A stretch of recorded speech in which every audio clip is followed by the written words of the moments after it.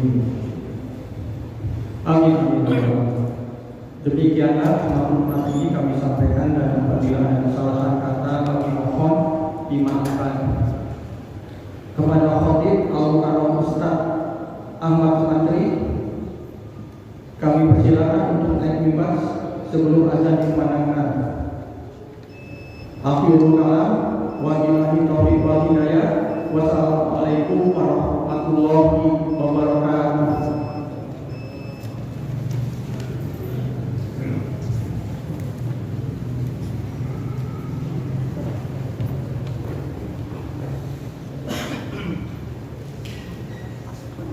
Bismillahirrahmanirrahim.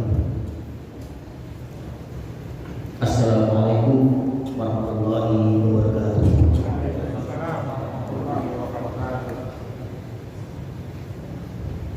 Allahu Akbar, Allahu Akbar, Allahu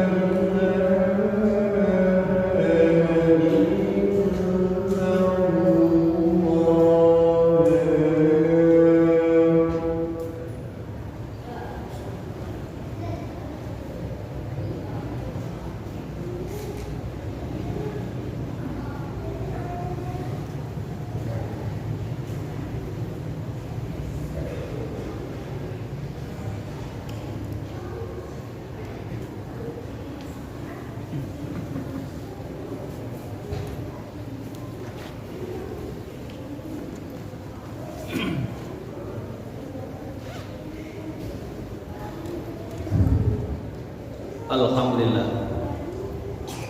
Alhamdulillahilladzi anzalal Qur'ana hudan lin-nasi wa bayyinatin minal huda wal furqan. Asyhadu an la ilaha illallah wahdahu la syarika lahu wa asyhadu anna Muhammadan abduhu wa rasuluhu la nabiyya ba'dahu. wa salawatullahi wa salamuhu ala nabiyyina Muhammadin wa ala alihi wa ashabihi ajma'in. Amma ba'du, fa ya ibadallah, usikum wa nafsi taqwallahi haqqa tuqatih faqad fazal muttaqun. Qala Allah ta'ala fi kitabihil karim, a'udzu billahi minasyaitonir rajim.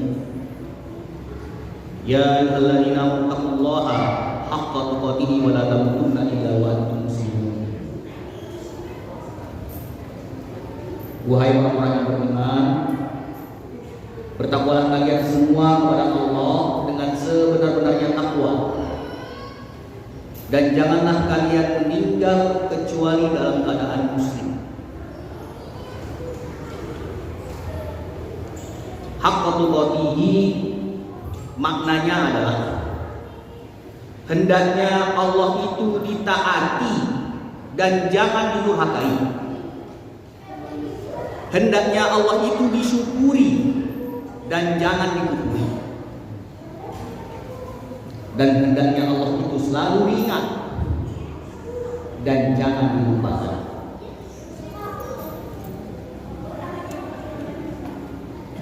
Masyaallah muslimin jamaah Jumat rahimahullah. Bertakwalah kepada Allah dengan melaksanakan semua perintah-perintahnya serta menjauhi semua larangan-larangannya. Dan bersyukurlah kepada Allah atas segala nikmat yang telah dikaruniakan kepada kita semua. Di antaranya kita masih dapat untuk menunaikan sholat Jumat pada siang hari. Salawat serta salam kita sampaikan kepada Nabi pilihan dan Rasul akhir zaman, Rasulullah Muhammad sallallahu alaihi wasallam. Seorang Rasul yang telah mengeluarkan umatnya dari gelapnya kemusyrikan, dari gelapnya kezaliman, dan dari gelapnya kebodohan dan kedunguan menuju pada cahaya ketauhidan, cahaya keadilan dan terangnya ilmu. Maka siapa saja yang mentaatinya pasti akan mendapat jaminan surga. Namun sebaliknya, siapa saja yang mendurhakainya pasti akan dimasukkan ke dalam api neraka.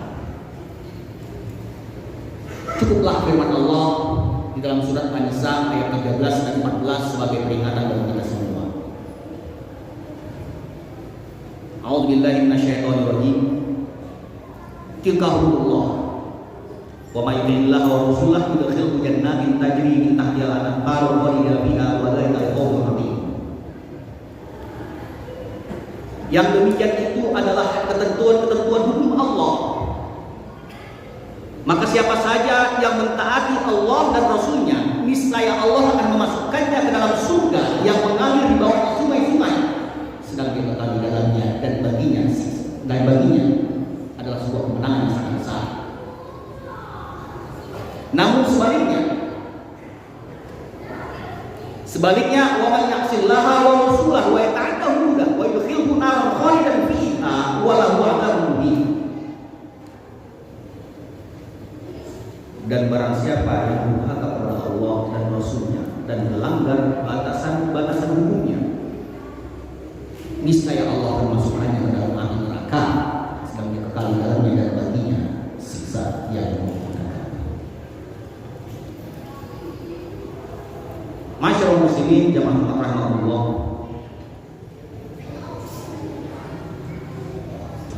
Hari ini kita memasuki hari yang ke-22 di bulan Rabiul Awal. Sebagaimana kita ketahui bahwasanya bulan Rabiul Awal adalah bulan yang sangat dikenal, sangat fenomenal dengan lahirnya baginda Rasulullah Muhammad SAW.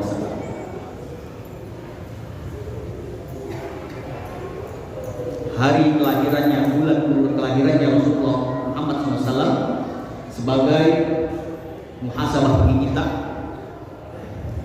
sebagai motivasi juga bagi kita untuk meningkatkan keimanan kita, keimanan akan keberadaannya, keimanan kita akan risalah-risalahnya, keimanan kita dengan mentaati perintah-perintahnya. Tapi jangan lupa, kita pun harus memusuhi semua musuh-musuhnya. Di antara musuh-musuh agama Islam yang pernah Rasulullah SAW tampilkan adalah mereka para penista agama, para peleceh agama.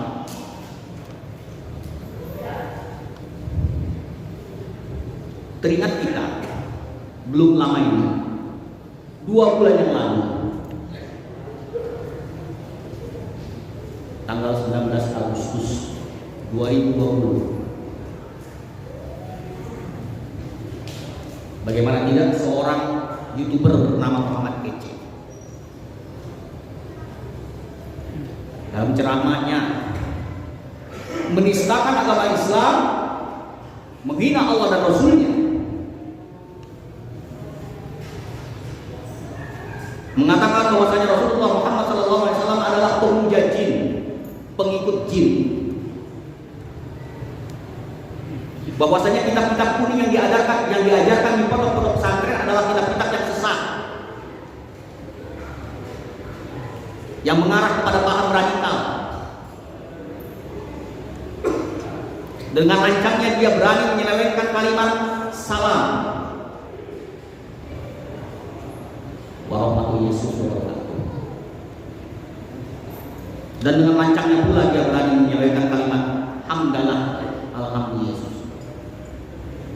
Dan rupanya kejadian ini sudah terjadi setahun sebelumnya, persis di bulan Juni tahun 2020.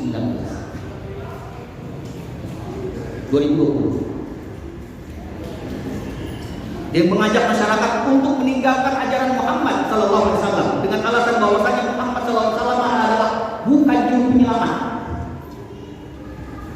sebagaimana halnya Yesus. Dan juga mengatakan bahwasanya apa yang diajarkan dari Muhammad SAW adalah sebuah mitos-mitos belaka, tidak meyakini adanya mukjizat-mukjizat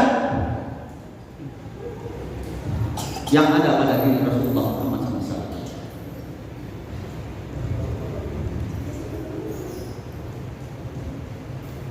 Apa yang disampaikan oleh Kece ini bukanlah hanya sekedar kebodohan belaka karena minimnya keilmuan Islam yang dipelajari, tapi juga didorong dengan rasa kedengkiannya kepada agama Islam, sehingga berani dengan lancang menistakan dan meremehkan agama Islam. Bahwasanya menistakan dan meremehkan agama Islam adalah karakter dari musuh-musuh Allah dan menjadi standar sifat dari orang-orang kafir dan orang-orang munafik. Allah Subhanahu wa taala telah memberitahukan kepada Rasulullah Muhammad SAW dan juga para sahabatnya lewat berbagai peristiwa dan juga ada lewat sebuah ayat akan perbuatan mereka tersebut. Sebagaimana dikisahkan dalam perang Tabuk, bahwasanya orang-orang munafik pun mereka melecehkan dan menghina Rasulullah dan para sahabat. Dan Rasulullah Muhammad SAW adalah sebagai orang yang sangat dikenal dengan ramahnya, kasih sayang kepada semua umat manusia, sekali-kali tidak pernah memaafkan orang yang melakukan penistaan dan penggodaan terhadap agama Islam. Sehingga turun ayat di dalam surat At-Taubah ayat 65 sampai dengan 66. A'udzubillahi minasyaitonir rajim. Wa la in sa'altahum la yaquluna inna ma kunna naqulu wa naqab. Qul abillahi wa ayatihi wa rasulihi kuntum tasdiqun La ta'tadiru qad kafartum ba'da imanikum in na'fu an ta'ifatin minkum wa azim ta'ifatan min annahum kanu mujrimin. Dan jika kamu tanyakan kepada mereka tentang apa yang mereka lakukan itu, mereka adalah orang-orang penista agama, tentulah mereka akan menjawab, sesungguhnya kami hanyalah bersendau gurau dan bermain-main saja. Katakanlah hai Muhammad kepada mereka, para penista agama, apakah dengan ayat-ayat Allah kalian berolok-olok? Apakah dengan Allah, ayat-ayatnya dan rasul-rasulnya kalian bermain-main? Tidak usah kamu minta maaf karena kamu kafir sudah beriman. Jika kami memaafkan segolongan kamu lantaran mereka taubat, niscaya kami akan mengazab golongan yang lain disebabkan mereka adalah orang-orang yang selalu berbuat dosa. Masyaallah muslimin jamaah rahmatullah.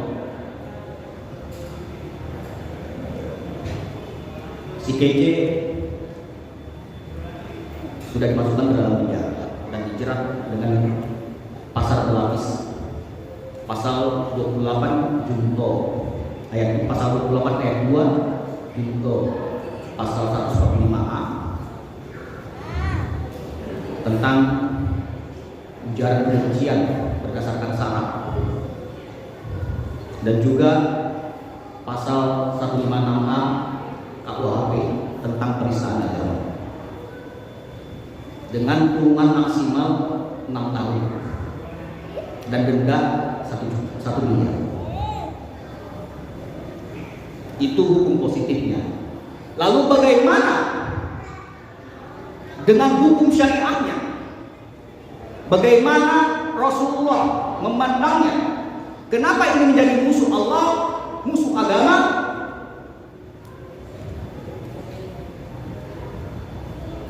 Para penista agama itu digolongkan 3 golongan. Apakah dia itu orang kafir?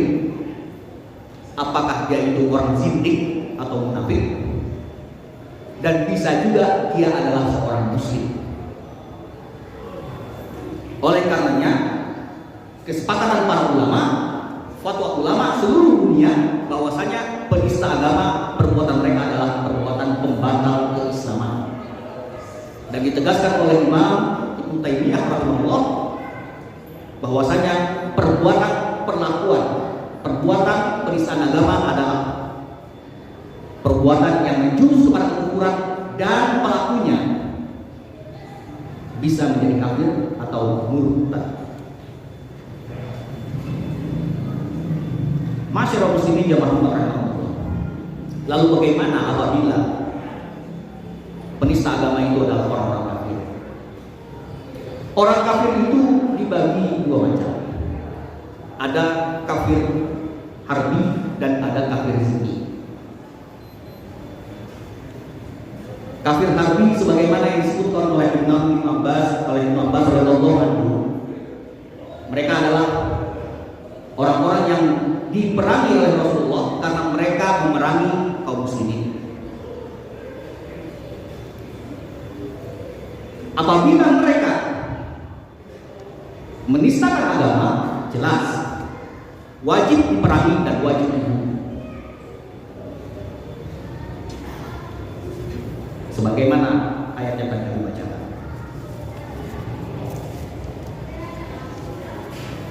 Kecuali mereka bertaubat dan masuk Islam. Hal ini sebagaimana disebutkan di dalam surat Al-Baqarah ayat 193. Wa qatilu hatta la takuna fitnatun wa yakunu dinu lillah fa in tahu wa adwana ila al-zalimin. Dan perangilah mereka itu, orang-orang kafir harbi yang menistakan agama Islam, sehingga tidak ada fitnah lagi, dan sehingga ketaatan itu hanya semata-mata kepada Allah. Jika mereka berhenti bertobat dari memusuhi, maka tidak ada lagi permusuhan kecuali terhadap orang-orang yang zalim.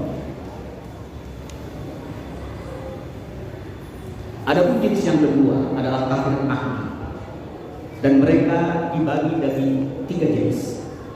Yang pertama adalah kafir zimmi, yakni sekelompok orang-orang kafir yang tinggal di negara Islam, pemerintahan Islam, dan mereka membayar jizyah atau upeti, sehingga mereka berhak mendapatkan pengamanan dari pemerintahan Islam.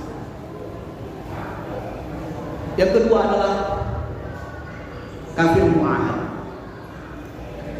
Mereka adalah orang-orang kafir yang bekerja sama, yang mempunyai perjanjian dengan orang-orang pemerintahan Islam untuk tidak saling menyerang dalam beberapa periode. Dan yang ketiga adalah kafir musta'man, yakni orang-orang kafir yang meminta perlindungan kepada sebagian pemerintahan Islam atau kepada seluruh pemerintahan Islam. Lalu bagaimana apabila mereka orang-orang kafir mu'ahad ini, kafir ahli ini, melakukan penistaan terhadap agama Islam? Imam Syafi'i rahimahullah menegaskan, bila mereka melakukan penistaan agama, yakni agama Islam, pertama, batal perjanjian, hilanglah perjanjian, sehingga tidak ada tanggung jawab pemerintahan Islam dan kaum muslimin akan keamanannya. Artinya, kehormatannya, darahnya, hartanya sudah tidak bertanggung jawab lagi pemerintahan kaum muslimin. Halal, dan mereka dipersamakan dengan orang-orang kafir harbi, wajib diperangi dan wajib dibunuh. Masyarakat muslimin yang rahimahullah, ada lagi penista agama dari orang-orang zindik. Para ulama menyebutkan bahwasanya orang-orang zindik adalah orang-orang munafik, yaitu orang-orang yang menyembunyikan kekufurannya, menyembunyikan keyakinannya, dan menampakkan iman dalam perkataannya. Imam Ibnu Qayyim rahimahullah menjelaskan tentang zindik atau orang-orang munafik itu adalah mereka orang-orang yang menampakkan keislamannya dengan mengikuti para rasul, mengikuti Rasulullah Muhammad SAW, namun dia menyembunyikan di dalam batinnya rasa permusuhan yang sangat besar, dan juga menyembunyikan kufurannya. Apabila terjadi pada orang-orang zindik ini atau orang-orang munafik ini suatu penistaan terhadap agama Islam, maka langsung dibunuh. Masyarakat muslimin jamaah rahimahullah. Yang terakhir, bagaimana apabila terjadi di kalangan kaum muslimin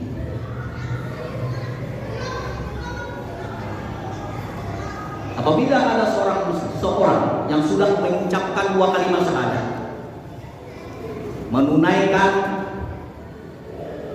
kewajiban-kewajiban ibadahnya, dan meyakini secara lahir dan batin akan keislamannya, namun dia melanggar pembatal keislaman, yakni dengan melakukan penistaan atau penghinaan terhadap agama Islam. Imam Ahmad rahimahullah menyebutkan, siapa saja semua yang mencela Rasulullah Muhammad SAW, mencela Allah, mencela agamanya, baik itu muslim ataupun kafir, maka wajib dibunuh. Kemudian ditegaskan kembali oleh Imam Malik rahimahullah, siapa saja dari seorang muslim ataupun kafir yang mencela Rasulullah Muhammad SAW atau selainnya dari syariat Islam, maka dibunuh dan tanpa diminta pertaubatannya atau permintaan maaf. Begitu tegasnya Imam Malik dalam menyikapi hal-hal seperti ini. Masyaallah muslimin yang Allah, apa yang aku sampaikan pada saat hari ini, apa yang aku sampaikan sedikit ini hanya sekedar mengingatkan agar kita tidak hanya terlena dalam hal beribadah saja. Betul, kita boleh berlomba-lomba dalam beribadah, bersedekah dan sebagainya, tapi jangan lalai dan lupa. Rasulullah pun mengingatkan kita akan musuhnya Allah, musuhnya Al-Quran, musuhnya agama ini, dan musuhnya para Rasul. Demikianlah yang sedikit ini, semoga bermanfaat kita semua. Barakallahu wa nafa'ani wa bihi ma ayatin hakim. Aku qouli hadza astaghfirullah li wa lakum wa li sa'iril muslimin wa muslimat fastaghfiruhu innahu huwal ghafurur rahim.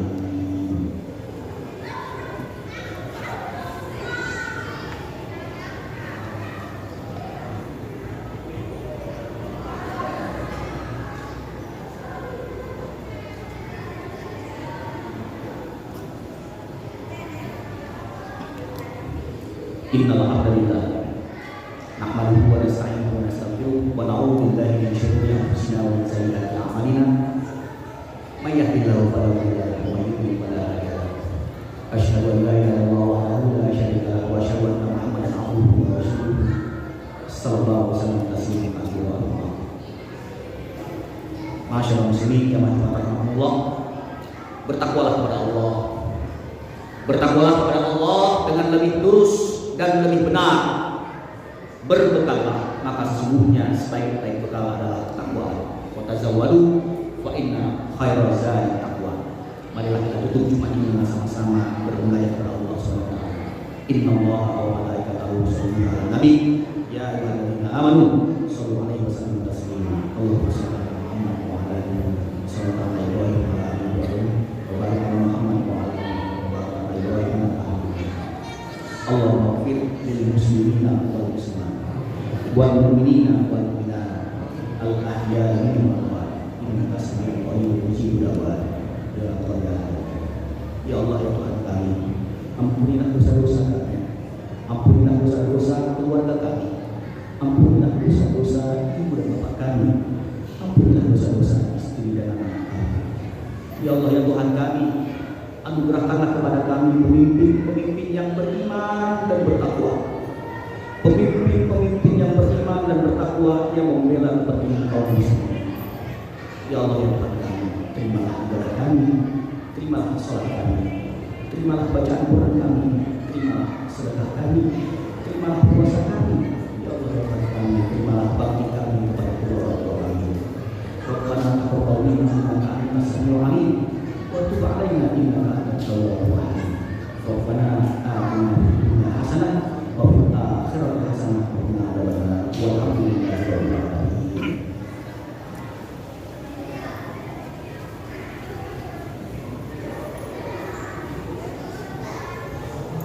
Allah